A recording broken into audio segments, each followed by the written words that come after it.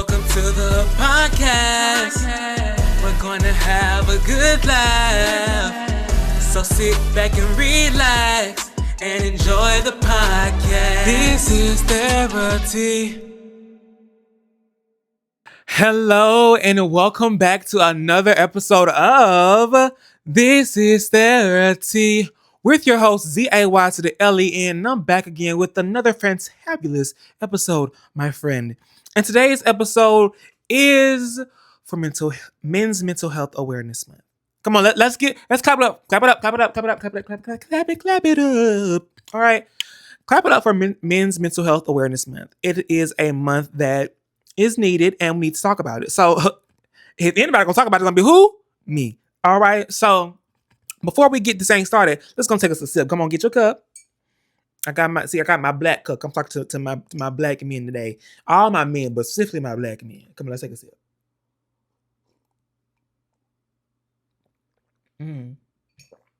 Amen. All right. So, as I said before, today's episode is about men's mental health awareness. It's Men's Mental Health Month, and I'm here to give you a men's mental health PSA, specifically to, it applies to all men, but specifically to my black men. Okay. So the first thing I want to address in this PSA, if you will, Men's Mental Health Awareness Month needs to be taken more seriously. Thank you. No, see how that was very silent? Very silent. That means everybody agreed. Okay, I hope you agree with me. If you don't, well, that's your opinion. But anywho, yeah, Men's Mental Health Awareness Month needs to be taken more seriously because I don't know if y'all know the statistics, but men are more likely to commit. And they're also more likely. These studies have been done, but I'm not just talking. But I've read studies where men commit more to themselves, and they also are less satisfied with life. And I feel like that's because of what? The mental health. I feel that as though when it comes to mental health, I feel like women are more, I would say, more advocate or more open or vocal about mental health than men are. And they're more interested in going to get mental help than men are. And I think that comes with a stigma that, oh yeah, you a man, you gotta tough it out. Don't cry, don't talk about your feelings. Yeah, you gotta be a man, Y'all say be a man, but y'all don't let a man be a man. See, hold on, I'm going too fast. I'm taking y'all too fast. Wait, I ain't got that yet. I ain't got that. That's at the bottom of the car. I gotta get there. Wait a minute. But that's real though. Yeah, everybody says you gotta be a man. And everyone has different definitions of being a man. But oftentimes when I hear that term, be a man, it's about being macho, hyper masculine. You don't cry, you don't show no emotion, you don't show no feelings. You just a man. You go work, you go do this, you rah rah rah rah rah. You talk. You do all these things. And mind you, I'm gonna speak to my women real quick. Y'all say you want a man, you want him to be a man, but be upset we don't know how to love you. Let's wake that up.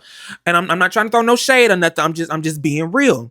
A lot of people will say, oh, I want somebody, I want a man like this, I want a man like this, I want a man like this. Okay. Be careful what you ask for, because you ask for a man like that. You might say, I want my man to be tough. I want my man to be strong. I want my man to be, he want to have muscle. I want my man to have a job. I want my man to do this, do that. And mind you, those in theory aren't bad things you want your man to be. But the issue is when you limit your man to just that. So if your man just goes to work, he's does all these things I just mentioned, and you want your man to I want my man to love me or whatever. If he's not loving you right, then you want to say, oh, I don't know, something wrong with him. He's not a good man. But you want him to be a man. He's being a man. From your point of view, from your standards, he's being a man. So if you want him to be loving and kind and affectionate, you just have to make room for him to be that. And that's another thing. We don't make room enough for men to express themselves and to be themselves, and also to explore just life and all the things that they are capable of. And, I'm just jumping way ahead of this card. I'm jumping way ahead of this card, but I'm speaking. I'm in my spirit. I'm gonna flow it.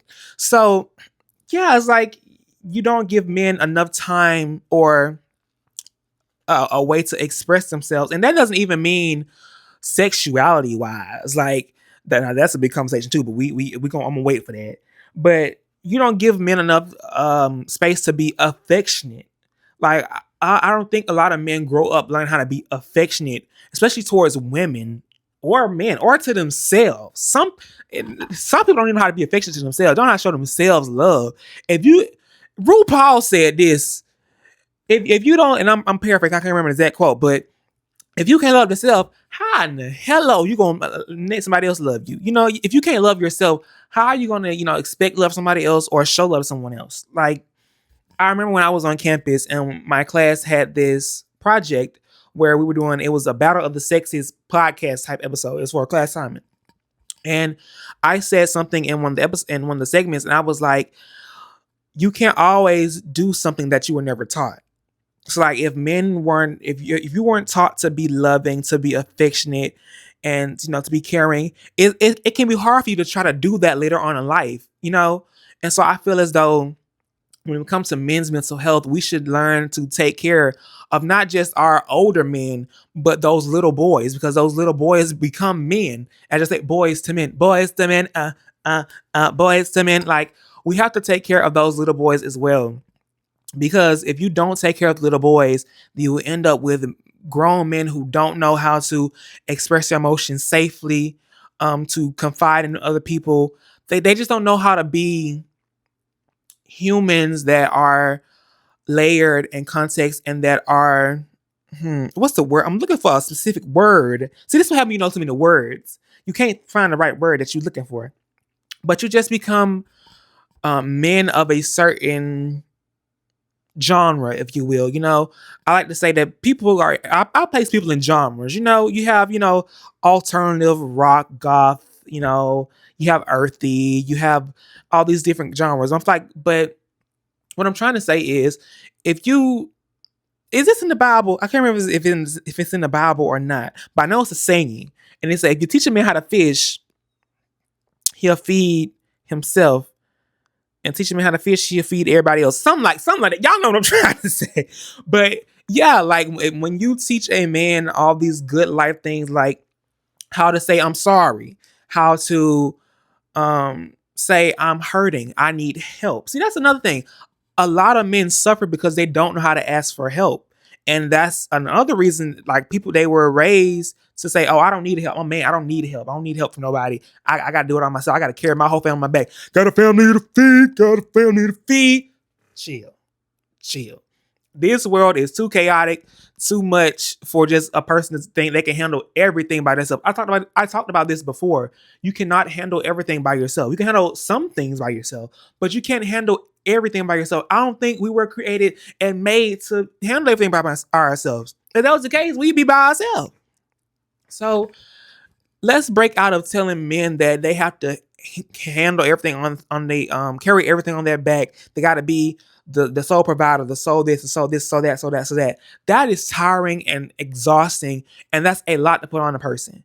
You telling me you gotta work all day.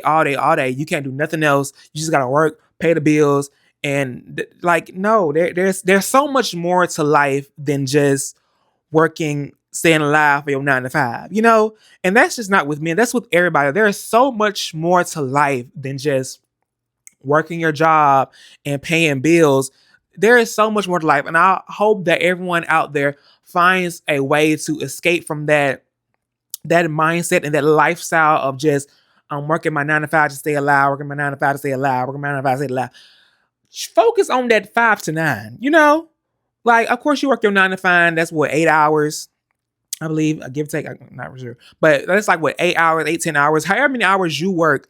Find something to do outside of that, whether it's going to the gym, picking up a hobby. Get you a hobby, okay? I feel like a lot of people need hobbies, and good hobbies like drawing or writing or singing. Or it might be that you can do a side quest, okay? This is the year of side quests. Do a side quest, but just find a way to Break out of that mindset because it is detrimental. Like just working. I don't know about y'all, but I cannot just sit and work. Nah, I need a break. I need to get from out of here. Okay, now you need a break too. So just do that. Do that for me. Do that for you. Actually, don't do it for me. Do it for you. Okay. And so back to my men's mental health thing. Um, yeah, I just feel like men, and also I'm gonna say this: men need to start having more conversations with men. I feel like growing up, one of the crucial places that I would see men conversating with other men would be at the barbershop. And especially in the black community, that's the experience I'm freaking from. I'm black. I don't know about white communities or any other communities. I'm not white or anything. I'm black, so I know black people. But yeah, the barbershop was one of the crucial places where a lot of black men gather and have conversations. Now, mind you, I've been to barbershop for a long time. I don't go anymore because I grew my size and stuff out, so there's no reason for me to go. But yeah, I feel like that's a crucial place where men have conversations about any and everything. Child. I heard a lot of stuff at the barbershop and learned a lot of stuff from the barbershop as well. But I truly think that is important that we broaden those conversations in those settings, because having a conversation, like saying, "Hey, bro, how you feeling today? Like, how you feeling? I know so and so just happened. This just happened. How you feeling? You good? You need something? Like even something as simple as that can help with a man's mental health. It's very much the simple things that you can do to help somebody. A lot of people think, oh, I want to help, but I don't know what to do. I want to help, but I don't know what to do. Just say something encouraging, or just be like, do you need anything? Do you need help? How are you feeling? Is there anything I can do to help you? Or just say a prayer. I say a little prayer for you. Like something as simple as that can save a life. And so, yeah, I want to challenge all my men, whatever space you occupy, whether that's gym, barbershop, church, work, wherever you are, and you are surrounded by other men. Open up, have conversations that push the envelope forward when it comes to mental health. Because I feel like people want to say, "Oh, all that mental health stuff that's y'all new generation. That's woke. We don't need that." And that's the old generation. They love saying, "Oh, that's y'all woke. Y'all too woke. Y'all too soft. Y'all too high." Okay, okay. I'm gonna let you have that. I'm gonna let you have that because that's your experience, your journey, your thoughts, your opinion. I'm gonna let you have that. But as for me in my house, we should talk about mental health because it's a serious thing. People have mental breakdowns almost every day, and you probably would not know it. Like I said in the previous episode, people hide a lot behind their smiles. You will never know what a person is going through, especially with men, because men again are taught to hold everything inside. Like they just internalize everything. And you wonder why a man is violent, why he is angry, why he is non affectionate, why he is off to himself. You wonder why a man doesn't like you, doesn't want to talk to you, doesn't want to do all these things, because there is so much inside of them that they're dealing with that they have been taught to hold in and to not let go of. Let me tell you something, my brother. Let it go. Talk about it. Get it out of your chest. Okay? The only thing that need to be in your chest is your lungs, your bones, your blood, all that stuff in your muscles. Leave all that stress, all that anger. Get it out of there safely, and don't take it out on your bros, on your girls. Don't take it out on anybody, because that is the reason why we have a lot of DV cases with anything, and we have a lot of people committing crimes and things because there's something going on inside of them that they can't get out. And so this is the only reason they know how to do it. This is the only reason they know how to deal with it. They do all these things to try to deal with it, but it's not safely. And I'm going to say this, but I'm going to take a sip before I say this. Come on, let's take a sip.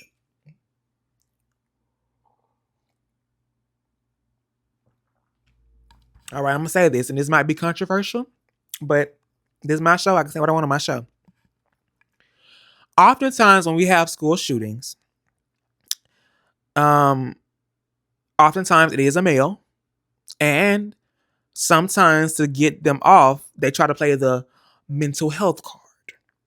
Now, if you're going to play that card, if you're going to say that's the reason why this happened because of mental health issues, then why are we not making sure that more men have access and we have conversations about men's mental health to prevent these things from happening. See, y'all want to claim an issue. Y'all want to claim something, don't want to fix it. See, you want to acknowledge the problem, but you don't want to fix the problem. I'm just saying, let's wake that up. Let's wake that up. If that person was suffering with mental health issues, then just imagine how that shooting possibly could not have would have not happened because they had resources to get help. Like, just imagine how much more we could stop all these shootings and violence that's going on in the world. How much we could stop and solve some of it and prevent some of it if we just invested in men's mental health. But no, y'all don't want to do that. Y'all don't want to have no church. Y'all don't want to have no church. But until you realize that men's mental health plays a big part in society, good and bad, then we will continue to have all these issues that we're having. And so I'm gonna say this, then I'm gonna go. We need to pay attention and be supportive of a man, of men in general. And I know that, men are we cause issues. A lot of issues in this world have been caused by men. That's the truth. I'm gonna say that, and so, but I feel as though if we teach our young boys and young men to grow up and to be better men, then we won't have this many problems in the world. Of course, there will always be problems in the world. The world's not perfect, and neither are we. But if we put steps in place and have conversations and do things to better the mental health of men and to create a better future of men, because y'all love to say the dating pool is jacked up, but that's because y'all not raising good men. I'm just gonna be for real. Y'all say the dating pool jacked up because y'all ain't raising no good men. Y'all not putting good things inside of these little kids. Y'all not putting love and faith and temperance and gratefulness and love and affection. Y'all not putting all these in these little boys. Y'all is putting them, y'all is giving them guns and telling them this and that and making them hypersexual and all this stuff. It's a lot that y'all be nice. It's a lot of things that young boys are taught and that they're taught it subliminally and intentionally. And that leads them to become not so good men. But see, y'all don't want to hear that. Y'all don't want to have no church. But it's okay though. Because one day y'all realize I was right. And I know I'm right because I'm not the only one who's saying these things. And there are studies that prove my point. So yeah, I'm gonna close this episode out because I can feel y'all typing in y'all comments right now. Y'all probably unfollowing or subscribing. It's fine, baby. I live. But I'm gonna close this episode out by saying again, it is Men's Mental Health Awareness Month. Let's make sure we do more to check on our men, protect our men, create safe spaces for our men, and just making sure that their mental health is all right. Physical health is something, make sure they're good too. But that mental health is something that we really need to pay attention and focus on, because that mental health will literally heal so much. So I want to see my men have conversations about mental health. I want to see our men in therapy. I want to see our men being loved on and cared for. And then in turn, I want our men to start being loving and caring as well. So there's work to do on both parts, but for the sake of this episode, I'm going to say, let's do more to help our men out, because if we're being honest, we need our men. We need our men, our black men, our white men. We need all our men to be good men. We need all our men to be good men, no matter what you are, whether you're black, white, gay, straight. We need all our men, all males, to be good men. And if we can get all of them to be good men, then we'll be good. And that's the episode. That's the episode. Okay. I love you. God bless you. And to all my men, happy Men's Mental Health Awareness Month. You are loved. You are worthy. You are valued. You are needed. And you deserve a good life. Okay. So I love you all. God bless you. And I'll see you in the next one. Love ya. Mwah.